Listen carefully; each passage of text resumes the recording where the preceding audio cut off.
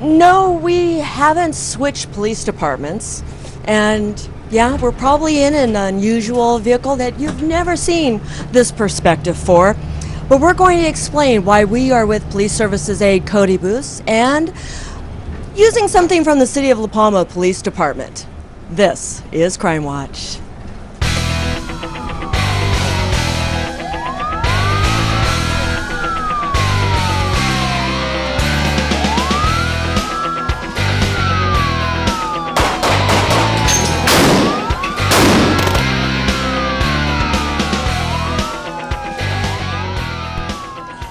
Hello and welcome to Crime Watch. I'm Jane Cameron with Sergeant Chris Nunez at the wheel. You know, it's interesting. We show you so many different services that the police department offers in the field, basically about catching bad guys and stopping bad guys and protecting all the good guys. But, you know, there's a lot more that goes on in the police department that actually allows those services to be out on the street protecting you and your family. And we're with Sergeant Nunez today, as we are every time we go out. But we're showing you a little different side of the police department because it's not about bad guys. It's just about paperwork and setting things up and being busy. Yeah, it's kind of interesting. I think a lot of people don't realize that even though the police department is part of city government, that we are actually a business like a lot of other businesses, even though our primary function is not to generate an income. So, but in order for us to operate and function, we have to have contracts and agreements in place because we interact with a lot of different organizations, both other government agencies and private entities as well. So, you know, in this day and age, you have to. Everyone has to agree to the rules that you're operating by, and one of the things that I'm trying to accomplish today is get an agreement, a contract between the police department and the school district here set and in place because we work together to provide supplemental police services at the junior high. And you need that agreement in place for what reason? Well, the terms of the contract are just like any other contract. It specifies everything.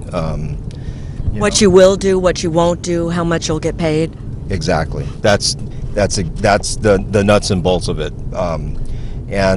You know, if you were a private company, a contractor, or a company that provided a service of any type, you would want to have an agreement in place with any company that you were doing business with. So this just puts everything on the table, and everyone agrees to the terms, and it just makes operating and conducting business much simpler. You know, it's interesting because mentioning the payment for those services that you're providing. Why does the police department need to have different agreements and such bringing in that revenue? Aren't the tax dollars enough to suffice for the operation of the police department? You know, it's a complicated formula, and I know that generally speaking, most people believe that we're completely funded through taxes, and that honestly, that's just not the case. The police department, city government does operate through a tax base for some of its operation, but taxes alone, would be insufficient to operate a police department. So, but we do operate, based on public funds. Therefore, it makes good business sense when an entity like a school district or any other organization that is requesting supplemental police service, that they actually reimburse the police department for that, for the time of those officers. Since this is an administrative type of procedure or function, why send out a black and white and a police officer? Why don't you just have someone from a civilian from administration take over the contract? Well, right now my assignment is administrative sergeant, so it falls kind of right into my area of responsibility. And for any of those out in the audience that are familiar with some of the shows we've done in the past, I am involved with the school resource officers at the high school and so on. So honestly, this is just part of my regular duties, and I'm killing two birds with one stone. We're filming a CrimeWatch episode, and I'm getting some of the work done off my desk at the same time. So I would assume that it takes more than just the police officers out on the street to be able to provide the service to the community. There's a bunch of stuff going on. That's why there is an administrative sergeant and so many other positions in the police department that are just working hard to make sure everything gets done right out in the community.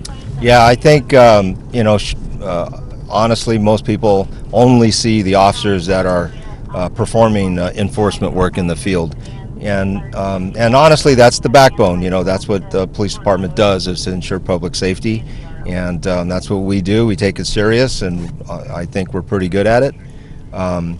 But there's a lot of administration involved. Our police department has a lot of employees, both sworn peace officers and civilians. And, when you're running an operation, an organization of any size, there's a fair amount of administration that goes on behind the scenes that people, often don't think about.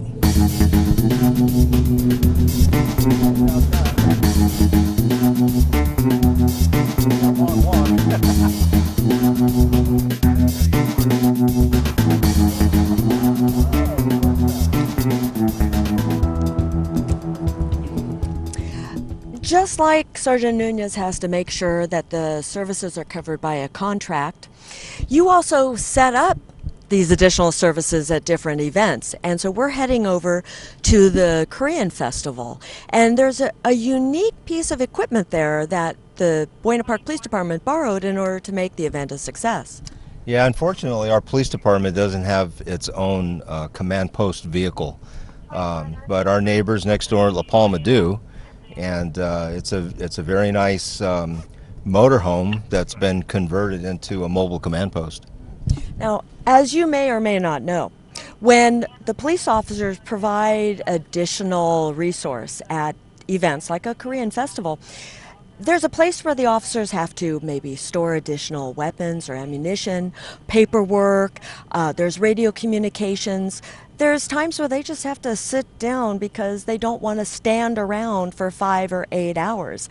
And so this command center provides a nice little place for them to take a break. And we got to ride in it. So let's go take a look at what that motor is like from the inside.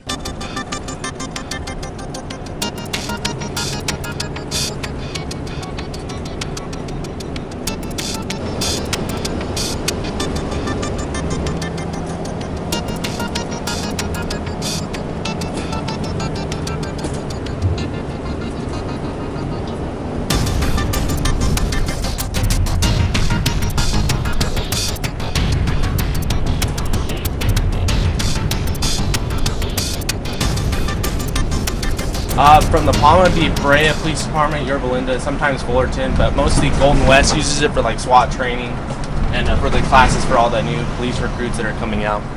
What do the other departments use the vehicle for? Normally they use it for I believe Brea uses it for a run that they have. Another place, Yorba Linda uses it for and Placentia actually uses it too for a park. They have like a weekday park thing where it's like a Friday, Saturday, Sunday, and they have a park event where there's like games and stuff, and the police department borrows it, so they have a command center to work out of. And what about Golden West?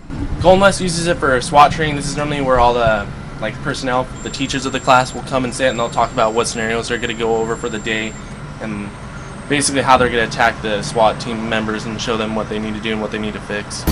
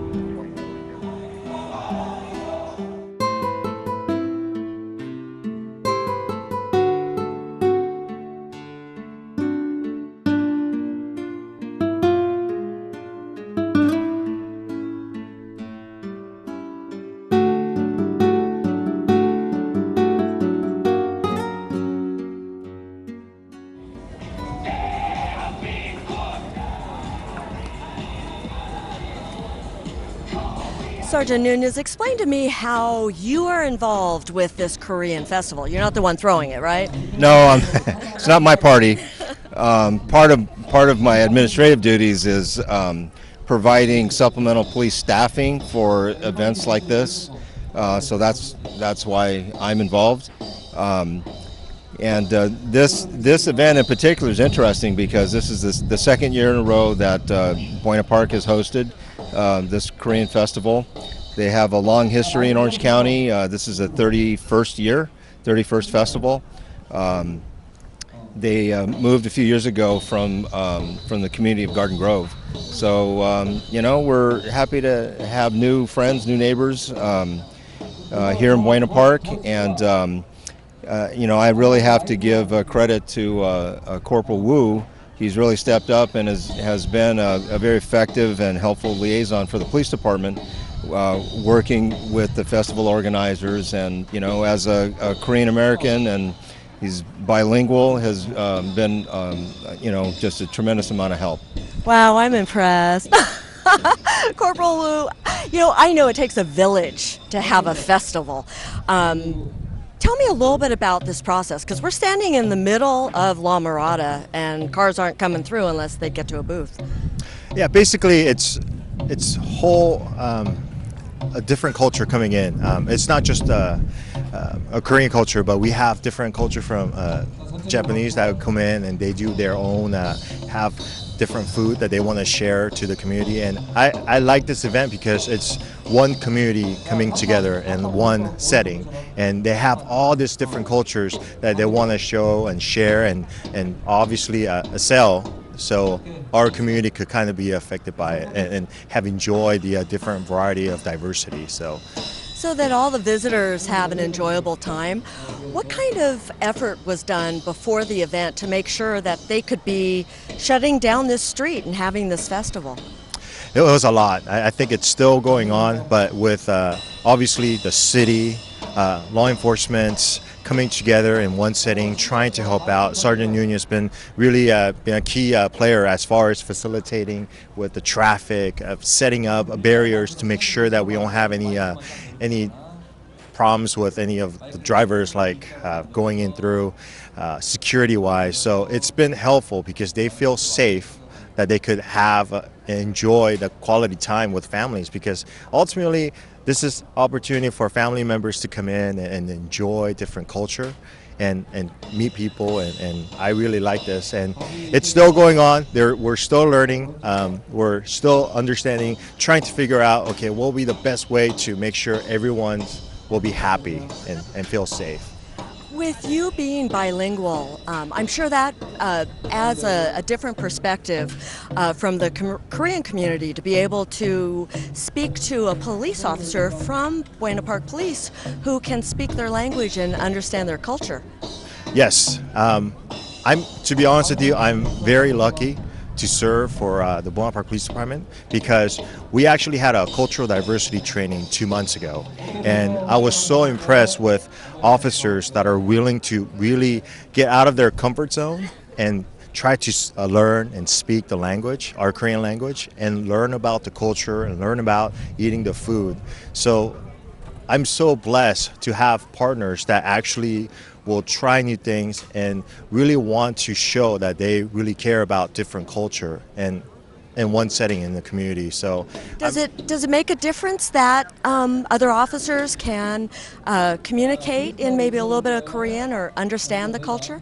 Yes, we had an opportunity to actually learn certain words that are simple, like for supermarket, they'll know, like, understand about market, about restaurants. They understand certain Korean words, so it really helped out understanding, because when we have emergency call, sometimes it's hard to see an address on the building itself, but when they know, okay, they're talking about a certain bank, certain restaurant, certain area or businesses, it really helps out. And I was really impressed the fact that our officers that don't have no idea and never spoke Korean are actually saying better words than me. Like, I was impressed, but at the same time kind of embarrassed. So it's interesting that the police department feels it important to have that different perspective in being able to serve the community. Yeah, it really, the community of Buena Park, the city of Buena Park, is pretty diverse.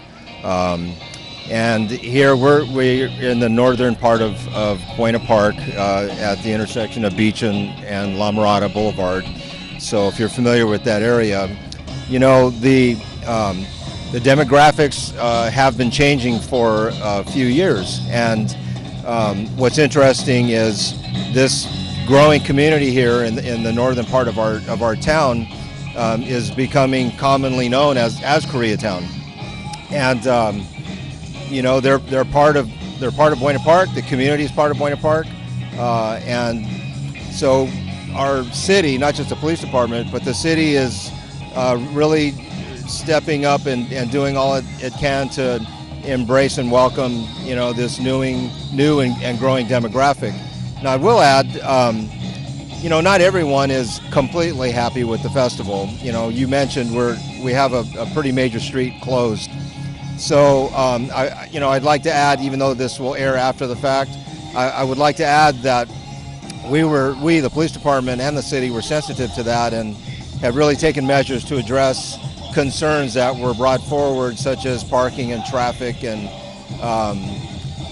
those kinds of issues. And we had made staffing decisions appropriately to, assign resources to help deal with that. And so there's a balance here to consider for sure. It's interesting. It hasn't, I think, even quite begun yet, but there's so much activity. And you mentioned the police officers that are assigned to this event, and I saw some of the police explorers that are here. There's a couple different security companies that are here. How many people are expected? Are all the resources that are here, is that because of the size that's expected? Yeah, just based on the event that was hosted last year here in Buena Park, their estimates do range, but approximately 2,000 to 3,000 people will visit the festival per day. They're still going through some setup here, even though technically the festival's open. So I imagine tonight, once most folks are off work, things will really pick up then. So, we really wish them a successful festival, and we're looking forward to enjoying the festival along with them. And again, thanks to Corporal Wu and really the city as a whole. There's been a lot of effort put into helping to facilitate this event. Now, it's incumbent on the organizers to go through the work to obtain the permits, to ensure that all the aspects of the festival are considered that the city requires in order to grant the permit.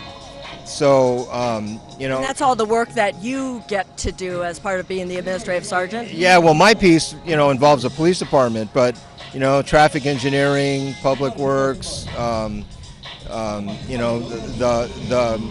the office that grants permits, the health department, even entities outside the city of Buena Park are involved. So it's a major effort, and festival organizers have been working on this event for 6 months. So, what's the benefit of having this large event? Well, I imagine. Well, first of all, Corporal Wu shared on it, shared it a little bit, just the sharing and diversity of the culture. It does bring the community together, not just here in Buena Park, but visitors come from all over, from Los Angeles, South Orange County. So visitors come from all over. Influx of people, brings an increase in commerce. People will come here and visit and stay for a few hours and hopefully spend some money. Each booth is a different entity. So those groups that actually bought into the festival and paid for their space in the booth are being able to share with the visitors that come. So it's a little bit of education, commerce, marketing, all wrapped up into one. And personally, I'm kind of interested in the food. Well, and at the beginning of this show, we talked about the command unit that was brought here that is on loan from La Habra, or La Palma. And, you know, that's an interesting part of this, that support services need support in order to provide the support to the fair. Right, exactly. So we have a fair number of resources, personnel resources that are assigned to the event, and the mobile command post gives us a base of operation right here at the event. You know, this particular vehicle is equipped with, you know, with communications, with it's air conditioned, it's large enough to accommodate several people, you know, to take a break. It provides a space for us to brief our personnel. So it's like our mobile office away from the station. You know, so much preparation, so many people involved with this, but, you know, at the end of the day, or at the end of the festival, you want a successful event. And I'm sure that the amount of efforts that Corporal Wu has done with the community as well as this event, and everything that the City of Buena Park has done, the police department, is ensuring that it's successful and people enjoy themselves here. Right, and you know, we really want the community to come out and have a good time, enjoy themselves, stay safe for sure, you know, have a fun and peaceful event. If you have any questions about today's show, you can call the Buena Park Police Department at 562-3901. And if you're on the internet, check us out at www.bppd.com. With Sergeant Chris Nunez and Corporal Wu, I'm Jane Cameron. Thanks for watching.